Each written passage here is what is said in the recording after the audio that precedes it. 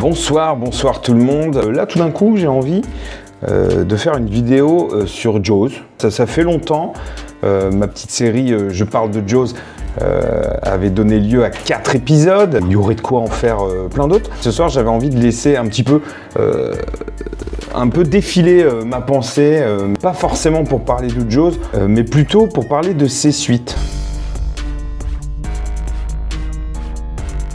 1978, Jaws 2, 1983, Jaws 3, 1987, Jaws 4. Plus communément appelé Jaws la revanche. La revanche. Qu'est-ce qu'on peut dire de ces suites? Qu'elles sont très inégales et qu'on va du pire en pire en fait.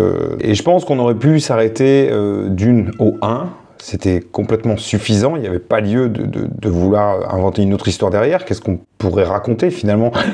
L'histoire se suffisait à elle-même. Au départ, dans les premiers scénarios, alors il y avait eu l'idée de faire un Jaws qui serait une espèce de préquel, c'est-à-dire qui se passerait avant Jaws, qui raconterait en fait l'histoire du naufrage de l'USS Indianapolis et de la survie en fait des marins dans l'océan avec les requins autour. Enfin, vous savez l'histoire de Quint en fait, l'histoire que Quint raconte. L'idée c'était que Jaws 2 soit finalement au départ cette histoire-là. C'est pas le choix qui a été fait. Alors il y avait eu un autre choix qui aurait vu le fils de Quint qui débarque. Qui vient se venger, je sais pas quoi, bref. Il y a eu une première mouture du film, pas mal d'images qui ont été faites dans une ambiance très sombre, c'est-à-dire que le premier scénario voulait que Amity soit devenu une espèce de zone sinistrée, qui était complètement aux mains de la mafia, enfin c'était un peu ça l'idée. Quelques images du Amity sinistré à une période de l'année où qui se situerait en hiver et tout ça a été conservé, mais en tout cas, ce qui finalement a été retenu, ça a été plutôt un scénario très soft et très proche en fait du premier. 1978 donc est sorti Jaws 2. Ce qu'il faut savoir, c'est que c'est un film qui a été réalisé par un Français, Janos Fark, qui n'a pas fait grand chose à part des téléfilms et des films genre La vengeance d'une blonde ou quelque chose comme ça. En gros, l'histoire c'est assez simple, c'est le requin qui revient à Amity. Et puis qui attaque la même station balnéaire, qui attaque la même famille, donc on retrouve Brody et tout ça. Ça se passe 4-5 ans après. D'un côté, il y a la bande d'adolescents, le fils de Martin Brody, entre autres, qui va faire un tour en catamaran, et puis voilà, ils se font attaquer par le requin. De l'autre côté, il y a Martin Brody qui apparaît pas tant que ça dans le film, et tout le film, c'est un peu la dépression de Brody. Donc là, pour le coup, c'est bien vu. Et le fait que tout le monde le prend pour un teubé, et ça, j'aime bien. Autant, on peut supposer qu'à la fin du premier, quand il revient à Amity, il devient un héros local. Et dans le 2, ça fait un peu le sombre héros qui est bloqué en fait sur son passé et sa fixation quasi phobique sur les requins. Il en voit partout et personne ne le croit. Et il est le seul à dire il y a le requin, et puis les gens le prennent pour un cinglé. Ça, pour le coup, c'est bien, je pense, dans le film. Le réalisateur n'a pas du tout démérité, je trouve. Pour moi, c'est une bonne suite. Après, je pense que le problème, c'est qu'il y a trop de couleurs. Jaws 1 était quand même très minimaliste dans ses choix de couleurs. Le rouge n'apparaissait jamais, parce que le rouge était exclusivement réservé au sang. Sinon, c'était jaune et bleu. La couleur dominante, c'était vachement le jaune. Et Jaws 2 n'a pas fait du tout cet effort. Donc, ça ressemble un micmac de couleurs, et puis du coup esthétiquement je trouve que c'est pas terrible. À côté de ça, je trouve qu'il y a trop de personnages qui fait que ils sont au moins 10 en fait, la bande d'adolescents. On a du mal à s'identifier, je trouve, aux personnages. Ne me parlez pas de Jackie, d'ailleurs le personnage de Jackie qui est la cousine de Brooke, elle est insupportable dans le film, elle fait que hurler, bref c'est chiant.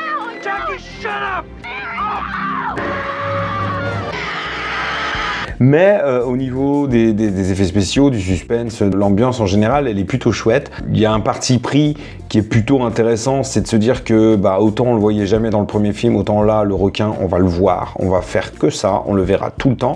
Et là, pour le coup, c'est bien vu. Je dirais que c'est une bonne suite, de qualité moindre par rapport au premier, mais pour le coup, ça se regarde plutôt bien. Et moi, c'est un film que j'aime bien.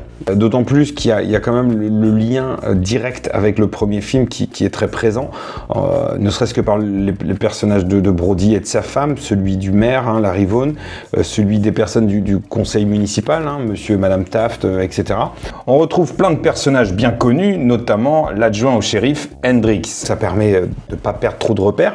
Comme par exemple la scène où les plongeurs, tout au début du film, redécouvrent l'épave de l'Orca, le bateau de Quint. Il y a des clins d'œil aussi au premier, en évoquant effectivement des événements du premier, en évoquant Hooper, un personnage du premier, qui a été contacté dans le 2, mais qui n'était pas dispo, parce qu'il est retenu sur un bateau qui s'appelle l'Aurora, lors d'une mission en Antarctique. Et cet élément n'est pas nouveau puisqu'on apprenait déjà cela lors de Jaws 1.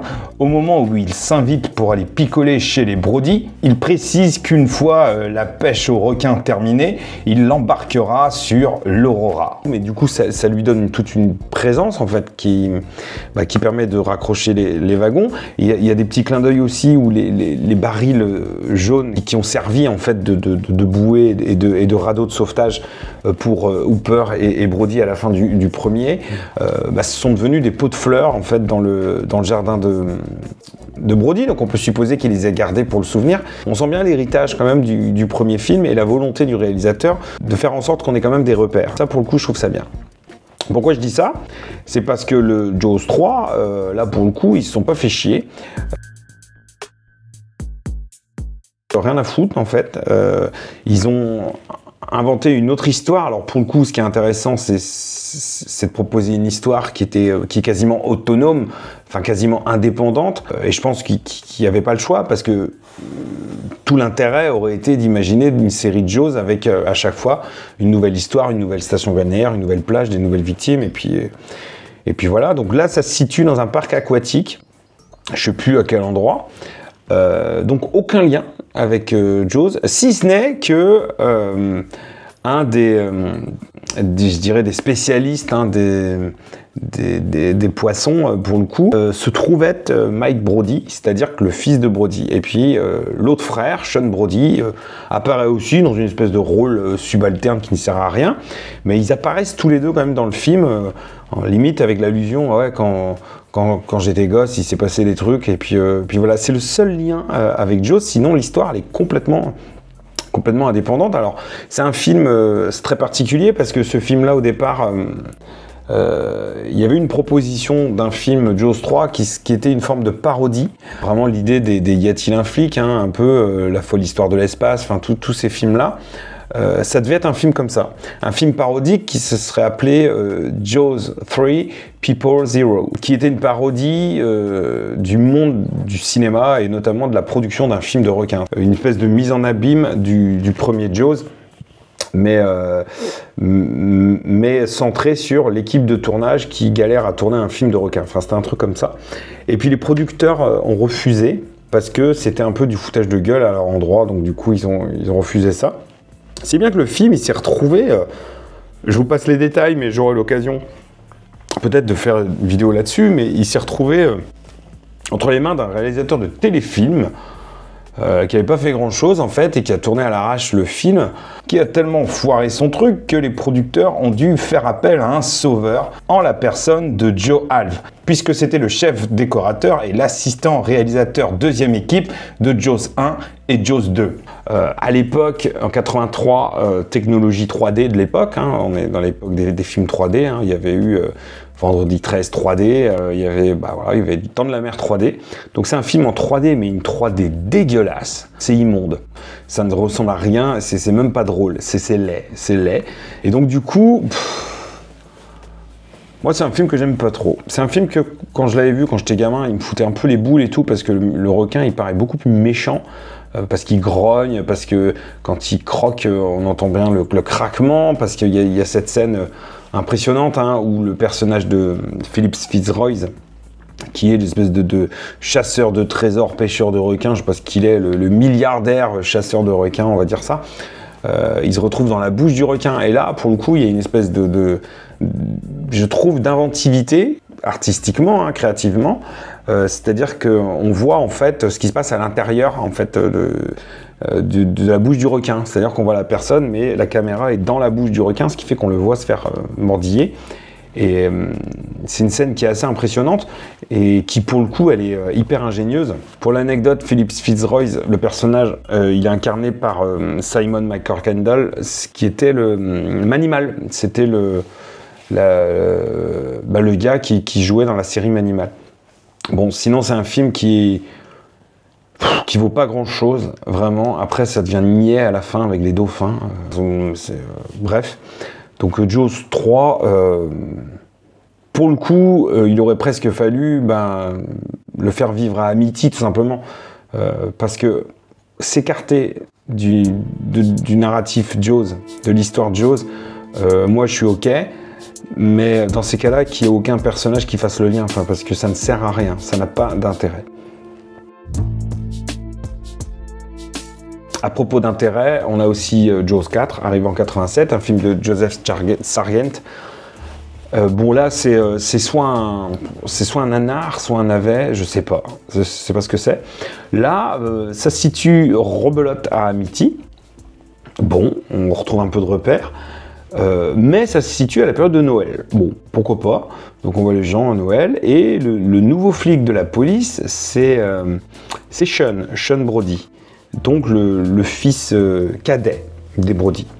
Très rapidement, il se fait manger. Et puis, on comprend vite, et ça, Madame Brody l'a compris, que en fait, c'est le requin. C'est le requin qui vient se venger de sa famille. Donc le requin qui vient se venger de la famille, sachant que chaque requin est mort, hein, dans les 3 épisodes, et ça n'a jamais été le même. Mais bon, on va dire que le requin, parce que c'est une espèce de vengeance, je dirais, clanique, hein, c'est une vengeance, je dirais, générationnelle. Il va se venger de cette famille-là. D'autant plus que dans Jaws 2, la biologiste qui vient examiner la dépouille de l'orque échouée sur la plage précise bien que les requins ne font pas de sentiments. Mais je précise que finalement, c'est pas si saugrenu, parce que dans le bouquin Jaws 2, on apprenait que le requin qui débarque à Amity n'était autre que la veuve du premier requin. Et cette veuve était enceinte, et au moment où elle mord le câble électrique et brûle à la fin de Jaws 2, elle accouchait en fait d'un petit, et on peut supposer que ce petit serait le requin de Jaws 3, ce qui fait qu'on pourrait considérer que d'une certaine manière, dans un métaverse de Jaws, finalement, tous ces requins fassent partie d'une seule et même famille. C'est un peu bizarre, mais pourquoi pas. Alors au début, le fils il meurt, on retrouve des anciens, on retrouve Madame Taft, hein, du conseil municipal, on retrouve Madame Kittner, la mère du petit Alex, hein, qui était... qui s'est fait manger dans le premier, donc pour le coup c'est un bon clin d'œil. On revoit Polly aussi, celle la deuxième actrice qui avait joué la secrétaire du chef de la police, pourquoi pas. C'est dans cet épisode d'ailleurs qu'on apprend que finalement Martin Brody est décédé. Il serait mort d'une crise cardiaque, mais comme dit sa femme Hélène, il est mort de peur. Et on devait voir le maire de la Rivone, mais qui est mort cette année-là, en 87, donc il n'a jamais pu tourner ses scènes, donc c'est dommage, donc on l'a pas vu. Donc on te fait un petit clin d'œil comme ça aux gens, pour finalement faire une bascule de l'histoire. C'est quand Michael revient, pour voir sa mère qui vient de perdre son fils, il a perdu son frère et tout, à un moment, il faut que tu t'occupes et tout, écoute, viens avec nous. Du coup, ils partent aux Bahamas, là où habite Michael, qui est océanographe. Ils partent aux Bahamas et le requin, il les suit. Alors, le requin, il les suit, et parce qu'en fait, le requin, non seulement il veut se venger, mais en plus, il est en lien télépathique avec Madame Brody, avec Hélène Brody, avec la mère. Oh. Et donc, du coup, sur ce fait-là, le lien télépathique, ils se poursuivent et tout. Bon, finalement, ils réussissent à le tuer, mais c'est un film qui est moche, qui est laid, qui est pas fini. Il y a des scènes de pauvres flashbacks très moches, des ralentis très moches. On récupère même des footages de Jaws 1, puis qu'on cale dans le 4 comme si c'était normal. C'est du vol. Et on a des scènes vraiment terribles où on voit le requin avec son rail, quand même, le rail qu'il fait fonctionner. C'est immonde, c'est immonde, c'est une catastrophe ce film.